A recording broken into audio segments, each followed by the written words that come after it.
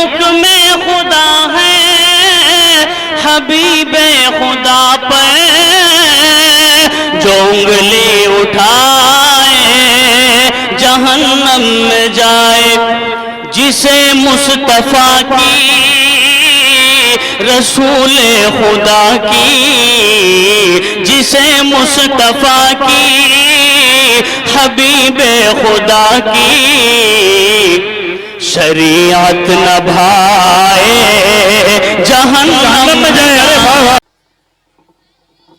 الہی رونق اسلام کے سامان پیدا کر، الہی رونق اسلام کے سامان پیدا کر، دلوں میں مومنوں کے الفت قرآن پیدا کر۔ صدر محترم، اسٹیج پر رونق افروز بزرگان دین اور حاضرین جلسہ، آج کی اس محفل میں اور آج کے اس مبارک اجلاس میں میرا موضوع سخن دنیا کی سب سے پاکیزہ اور مقدس کتاب قرآن پاک ہے۔ ہمیں چڑھتے سورج کی ترقین ہے کہ اس کا ایک ایک حرف سچا اور صادق ہے، وہ قرآن پاک جس کی زبان مقدس، بیان مقدس اور جو فصاحت و بلاغت کا ٹھاٹے مارتا سمندر ہے، جس کے متعلق ارشاد ربانی ہے۔ قرآن وہ کتاب ہے جس کے صادق اور برحق ہونے میں کوئی شک و شبہ نہیں، اور جس کے بارے میں محسن انسانیت حضور پاک صلی اللہ علیہ وسلم نے ارشاد فرمایا کہ تم میں سب سے بہتر وہ شخص ہے جو قرآن کو سیکھے اور سکھائے۔ دعا کیجئے کہ خداوند قدوس ہم سب کو قرآن پاک کی دولت سے مالا مال فرمائے، آمین۔ نوجوان دوستو، قرآن پاک رب ذوالجلال کی طرف سے عطا کر دو وہ حسین تحفہ ہے کہ جس نے 23 برس کی قلیل مدت میں پورے عالم میں وہ انقلاب برپا کر دیا کہ بڑے سے بڑے فصحاء، بلغاء، ادباء اور شعراء حیران و ششدر رہ گئے، جس کی آیتوں کو سن کر پتھر دل موم ہو گئے۔ دوستو، یہی وہ قرآن ہے جو رہتی دنیا تک کے انسانوں کے لیے سراپا ہدایت اور رحمت ہے۔ یہی وہ قرآن ہے جس نے پس مردہ قلوب کو تازگی بخشی۔ ہاں، یہی وہ قرآن ہے جس کی برکت سے جنات اور شیاطین کا آسمانوں پر جانا بند ہوا۔ یہی وہ قرآن ہے جس کی برکت سے عزت اور رفعت کے شامیانے گڑ گئے۔ یہی وہ قرآن ہے جو سچائی اور امانت داری کا درس دیتا ہے۔ یہی وہ قرآن ہے جس کی نظیر پیش کرنے سے ساری دنیا عاجز و قاصر رہی۔ یہی وہ قرآن ہے جس کا مثل پیش کرنے سے عرب کے فصیح و بلیغ زبان دانی کا دعویٰ کرنے والوں نے گھٹنے ٹیک دیے۔ یہی وہ قرآن ہے جس نے ضلالت و گمراہی کے دلدل میں پھنسی ہوئی انسان کو رشد و ہدایت کا پیغام سنایا۔ یہی وہ قرآن ہے جس کی حفاظت کا وعدہ خود خالق کائنات نے فرمایا۔ یہی وہ قرآن ہے جس کی برکت سے اجڑ و چمن میں بہار پیدا ہوئی۔ محترم حضرات، آج کے اس نازک دور میں حفظ کلام پاک کو فضول سمجھا جاتا ہے، اس کے الفاظ رٹنے کو حماقت بتلایا جاتا ہے، کہا جاتا ہے اس کا رٹنا بے سمجھے پڑھنا بے سود ہے۔ افسوس صد افسوس اس قرآن پاک کے بارے میں ہمارا خیال کہ جس کے بارے میں شہنشاہ بطحا جناب محمد رسول اللہ صلی اللہ علیہ وسلم نے ارشاد فرمایا کہ اقرأ وارتقِ ورتل كما كنت ترتل في الدنيا فإن منزلك عند آخر آية تقرأها۔ قیامت کے دن حافظ قرآن سے کہا جائے گا کہ قرآن پڑھتا جا اور جنت کے درجوں پر چڑھتا جا، اور ٹھہر ٹھہر کے پڑھ جیسا کہ دنیا میں ٹھہر ٹھہر کے پڑھتا تھا، بس تیرا مقام ٹھکانا وہی ہے جہاں آخری آیت پر پہنچے۔ یاد رکھو، یہ قرآن دنیا کی سب سے بڑی نعمت ہے۔ یہ زمین و آسمان، چاند و سورج ستارے کوئی اس نعمت کا مقابلہ نہیں کر سکتے۔ یہ قرآن رب کائنات کا مقدس اور عظیم کلام ہے، اور کیوں نہ ہو جبکہ اس کو اتارنے والا امین جس کے ذریعے اتارا گیا، وہ بھی امین جس ذات پر نازل ہوا، وہ بھی امین جس مقام پر نازل ہوا، وہ بھی امین جس مہینے میں نازل ہوا، وہ تمام مہینوں سے افضل، اور جس رات میں نازل ہوا وہ 1000 مہینوں سے بہتر ہے۔ اللہ کا یہ مقدس اور پاکیزہ کلام تمام کلاموں سے افضل اور برتر ہے۔ حدیث پاک میں آتا ہے فضل کلام اللہ علی سائر الکلام کفضل اللہ علی خلقی۔ اللہ کے کلام کو سب کلاموں پر ایسی فضیلت ہے جیسی کہ حق تعالی شانہ کو تمام مخلوق پر۔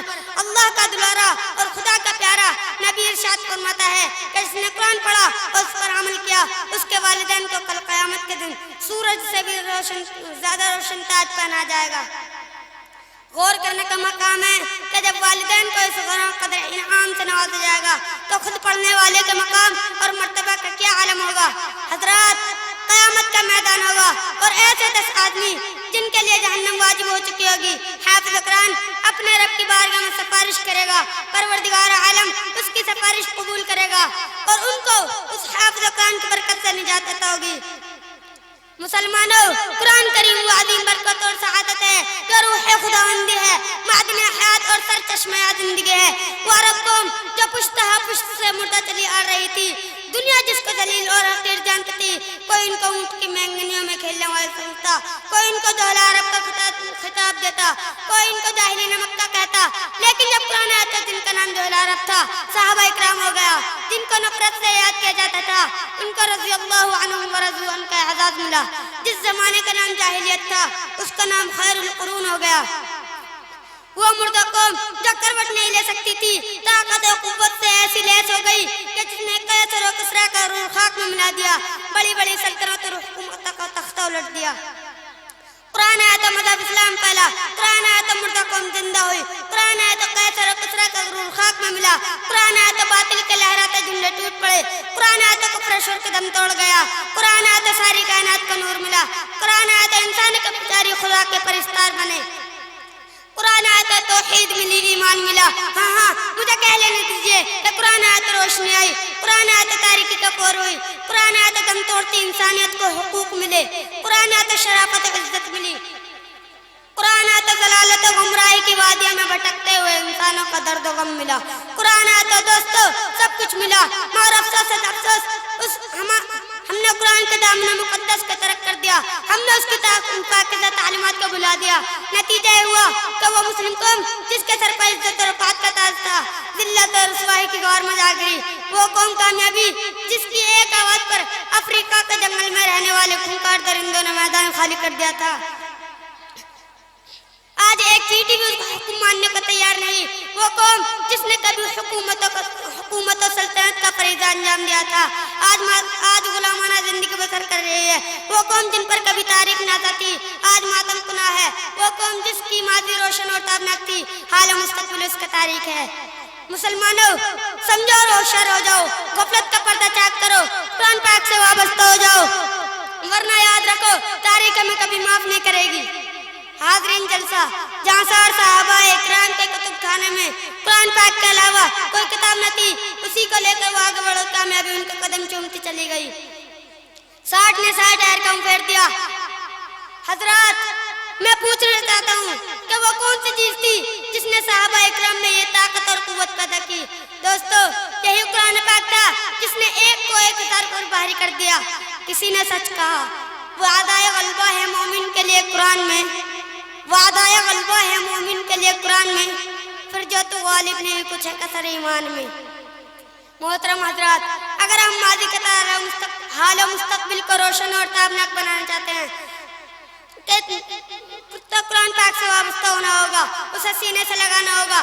اگر ہم چاہتے ہیں کہ دنیا کے ساتھ ہماری بھی آخرت سنور جائے تو اس کی تعلیمات پر عمل کرنا ہوگا۔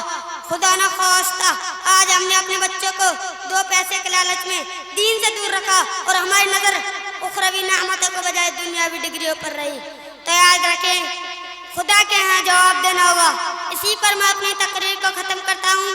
دعا کیجئے کہ اللہ تعالیٰ تمام مسلمانوں کو قرآن سیکھنے، سکھانے اور اس پر عمل کرنے کی توفیق نصیب فرمائے، آمین۔ وما علینا الا البلاغ۔ السلام علیکم ورحمۃ اللہ وبرکاتہ۔